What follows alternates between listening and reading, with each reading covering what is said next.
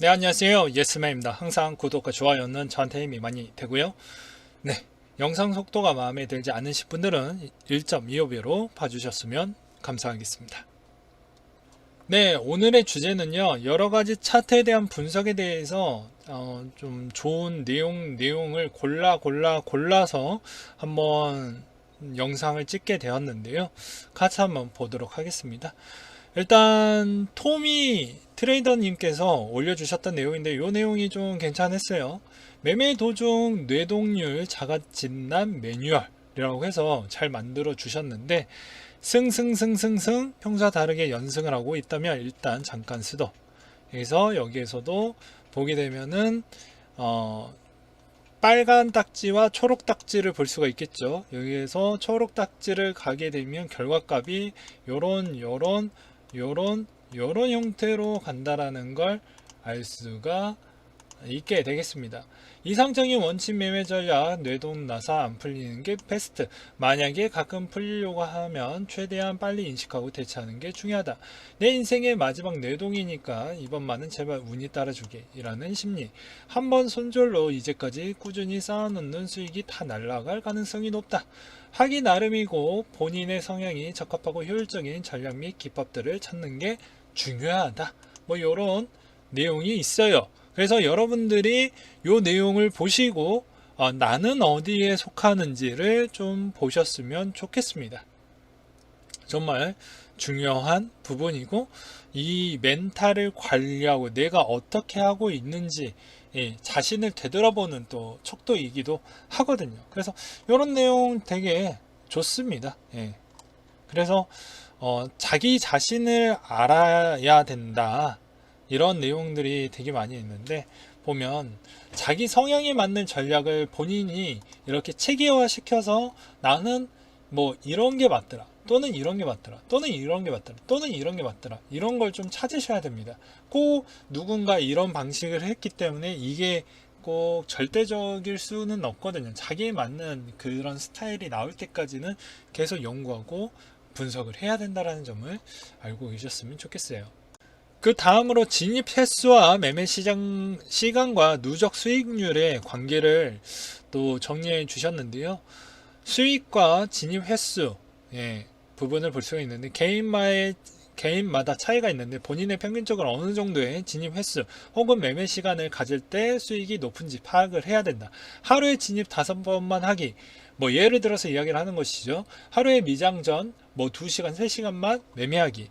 그런 틀을 가지고 있어야 된다라는 것입니다. 그 이상은 하지 말아야 되고 내가 너무 잘했다라고 해서 계속 매매 횟수를 계속 늘리면 당연히 실패율도 조금은 더 늘어날 수도 있겠죠. 이건 선물을 해보신 분들은 아마 뭔 말인지 알게 될 것입니다. 네, 그 다음으로 차트만 잘 본다고 매매를 잘하는 게 절대 아닌 이유라고 해가지고 이상적인 누적 수익. 그러니까 짤짤이만 먹어도 클 수도 있고 아니면 내가 크게 한 방만 노려서 계속 물타기 해서 내오는 전략도 있고 가지각색에 있는 수익률을 낼 수 있는 방식은 다양합니다. 근데 내 성향과 스타일에 맞냐가 중요하게 되는 것이죠. 그래서 이 정도 잃기 아쉽다고 손절을 안 하거나 또는 계속 물타가다가는 오히려 시간과 매매 수가 더 많이 날아가는 경우도 있고 또는 아무리 유능한 트레이더라고 해도 이렇게 이상적으로 수익 내기에는 좀 어려운 부분도 있고요. 그러니까 그런 측면을 이야기를 하는 거예요. 그래서 정말 이상적으로 내려고 한다고 하면 그만큼 본인에 대한 절제와 제어를 통해서 되게 로봇 매매 형태로 하는 게 또 명확할 수가 있다는 것이죠. 그래서 손절 없는 트레이닝은 언젠간 꼭 망하게 된다. 아무리 시드가 많고 물에 계속 탈 만큼 자산이 있어도 언젠간 시드 0에 수렴을 하게 된다. 이건 분명히 여기 계신 분들이 수없이 들어보셨을 거라고 생각을 한다. 업계에 그래도 오래 있다 보니 수많은 트레이더 회원님과 소통을 해봤는데 손절의 중요성을 알면서도 손절을 안 하는 사람도 간혹 있다. 그래서 강제, 청산, 로스컵 당하는 사람도 꽤 있다. 그렇기 때문에 여러분들은 10번 물리면 7번 정도는 손절 안 하고 버티면서 혹은 물을 타면서 탈출할 수도 있고 10번 중 3번 그렇게 해도 탈출을 못할 경우도 발생을 할 것이다. 그래서 적절히 우리는 본인만의 전략 본인만의 생각을 잘 다듬어서 좀 했으면 좋겠다라는 이야기를 하는 것이죠. 그래서 이 부분 잠깐 정리해 놓고 한 번 더 읽어 보셨으면 좋겠습니다. 제가 이 내용을 다 읽기에는 시간이 매우 부족하기 때문이죠. 자, 여기까지는 기본적인 이야기를 끝냈고요. 그럼 비트코인 장기 추세는 어떻게 흘러갈까요? 그리고 알트코인 과연 장기 추세는 어떻게 흘러갈까요? 한번 예측을 저 또한 해보도록 하겠습니다. 물론 정답은 없어요. 현재까지에 있는 추세를 보았을 때 그렇다는 것입니다. 제가 주장하는 거는 비트코인이 정말 대세장이라고 하면 이더와 같이 공존한다라고 이야기를 했습니다. 근데 지금의 분위기는 똑같은 차트를 해주고 있고 똑같이 올라갈 때 똑같이 조정받을 때 똑같이 조정을 받고 있는 실정이죠. 그래서 저는 현 시점은 거의 똑같은 방향이고 대세장이다 라고 주장을 하고 싶고요. 그 다음으로 주장하고 싶은 부분 중에 하나는 무엇이냐면 장기 이평선 부분의 최장기 이평선까지 정비열 구간과 거래량을 돌파를 해줬다라는 게 그 근거치라고 볼 수 있습니다. 그렇기 때문에 지금은 이 큰 정고를 다시 뚫기 위함에 대한 속도라고 볼 수가 있는데요. 여기를 어느 정도 소화하기 위한 시간은 좀 필요하겠지만 그래도 한번 뚫기 시작하면 쉼없이 뚫어줄 것으로 기대를 많이 하고 있는 실전 중에 하나입니다. 자, 과거 2012년도 때에서 2013년도 때 엄청나게 올라오고 난 뒤에 다시 올라가는 시점 때도 보게 되면 이 종고를 뚫기 위함에 대한 부분을 보면 되게 재미난 현상이 있는데 계속 쉼없이 올라가기도 했습니다. 근데 이 시점에는 유동성이 별로 없었기 때문에 이 부분은 좀 큰 의미는 없을 것 같고요.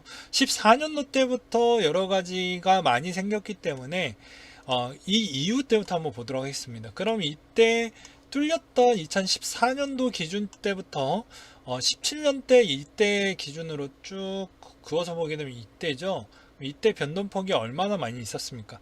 여기를 돌파하고 꼬리를 남겼지만 진폭이 꽤 많이 있었다라는 걸 볼 수가 있습니다. 즉 2017년도 때 딱 넘어가는 순간에 진폭이 좀 있었고 그 다음부터 올라가고 또 진폭이 생기고 그러면서 계속 올리는 형태를 볼 수가 있게 되겠는데요. 이때도 비슷한 형태가 나올 수 있는 가능성은 존재를 합니다. 네. 여기를 좀 쉬어가는 패턴 1월달이나 뭐 12월달이나 쉬어갈 수 있는 패턴이 나올 수도 있겠죠. 여기에 있는 저항이 있기 때문에 그렇기 때문에 현 시점에 두 달에 대한 측면은 어느 정도 많이 올라왔기 때문에 그거에 따른 부담은 좀 초래를 하면서 대응을 하면서 보일 필요성이 있겠다. 그 대신 항상 꼬리를 이렇게 길게 남길 때마다 우리는 두려워하지 말고 항상 줍줍하면 좋은 결과가 나올 것이다 라는 것을 좀 보셨으면 좋겠고요. 그 다음으로는 금 21년도 금 차트에 대해서 누군가 올려놨던 게 있는데 지금의 추세가 점차 좋아지고 있다. 근데 앞으로 질병이 끝나면 어떻게 보면 뉴스에서도 많이 보시긴 했지만 신흥국들이 조만간에 도산 가능성이 높다. 뭐 이런 이야기가 많이 나오겠죠. 그럼 대체 자산 쪽으로 많이 가려고 할 것입니다. 왜냐하면 그 신흥국에 투자했던 자산은 어떻게 하겠습니까? 일부 운용사들이 또 그 돈을 빼겠죠. 그 돈을 빼면은 그 돈이 어디로 갈까요? 그쪽에 초점을 맞출 필요성이 있다라는 것입니다. 그렇기 때문에 우리는 또 비트코인 쪽이 요새 핫하게 올라오고 있기 때문에 그쪽으로 갈 수 있는 가능성이 있다라고도 볼 수가 있는 것이죠. 그래서 그런 측면으로 좀 바라보았고요. 그래서 이런 내용을 한번 준비를 해 보았습니다. 그래서 조만간에 돈을 푸는 거에 대한 인플레이션 부분이 조만간에 있을 것으로 보여지기 때문에 점차 조정을 주면서 계속 올라갈 수 있는 측면이 있겠다라는 것을 설명을 드리는 바이고요. 그 다음에 이제 비트코인과 도미넌스 부분에 대해서 누군가 비교를 해놨던 게 있는데요. 보게 되면은 상승과 하락 부분을 빨간색, 파란색으로 이렇게 칠해 놓기도 했습니다. 그렇죠. 그렇기 때문에 이런 측면에 있어서 과연 어떻게 흘러가는지 좀 보시면 좀 도움이 되기도 할 것 같습니다. 그래서 현 시점의 도미넌스는 올라가게 되면 지금 다시 현 시점에서 조금 조정을 줬으니 올라가는 거 아니겠냐 뭐 이런 이야기가 나오고 있는데 이미 11월 달이죠. 네. 11월 달 추이. 근데 점차 이게 올라갈 것처럼 하지만 제 생각은 오히려 장기적으로 올라가다가 내려가다가 횡보를 좀 보여주는, 그러다가 또 시점이 지나면 내려가는 형태가 좀 나오지 않을까 싶고요. 이분은 7월달 기준점으로 써놨습니다. 계속 저는 비트코인 급등과 도미넌스 관계를 아래와 같이 확인을 했다. 박스코인 현상과 횡보를 할 때 하락 추세를 시작하는 도미넌스를 확인할 수 있었으며, 박스코인에서 상승 돌파할 때도 도미넌스가 반등해서 상승 추세에 함께 시작을 한 적도 있었다. 다시 비트코인이 고점에도 돌파하면서 비트코인 박스코인을 형성하고 도미넌스는 하락 추세를 가진 적도 있었다. 이러한 반복을 오늘날의 시장에도 보여주었으며 그것이 앞으로도 유효할지는 나도 궁금하다. 그리고 수익 정상 목표가를 매물대에 확인을 하면서 1차, 2차 저항선을 설정을 했으면 좋겠다.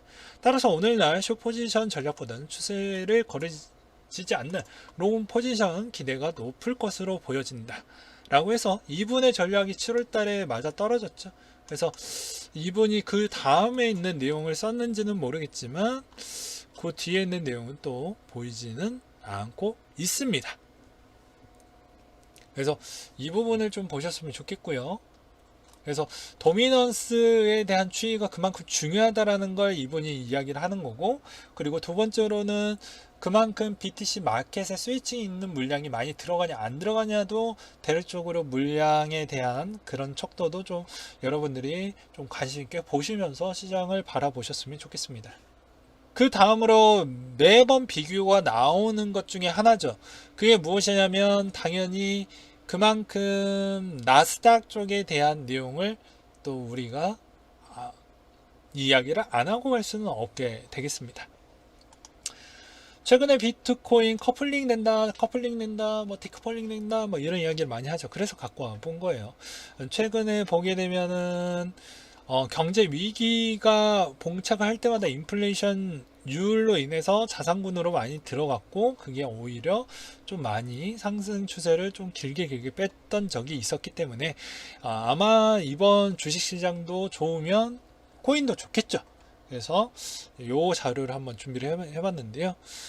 자, 여기에 있는 해당 유저가 남겨주셨던 내용을 읽어보면, 차트 빨간색과 파란색은 대변하는 미국의 버블과 하락, 그리고 반등 때 패드에서 내놓았던 정책과 주식, 실물 경제 회복하는 과정에서 그 답을 얻을 수가 있었다.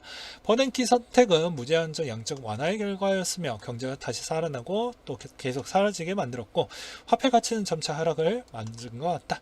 한국의 부동산금, 비트코인 가격의 폭등을 그런 측면으로 난 보았고, 앞으로도 그 시점으로 좀 볼 필요성이 있지 않겠냐. 그래서 이게 비트코인이 아직 끝나지 않았다라는 주장을 펼치는 바이기도 합니다. 또한 연말에 이제 얼만큼 또는 연초에 얼만큼 이번에 미국 대통령 부인과 그 다음에 지금의 파월이 어떠한 정책을 내놓느냐에 따라서 또 달라지겠죠.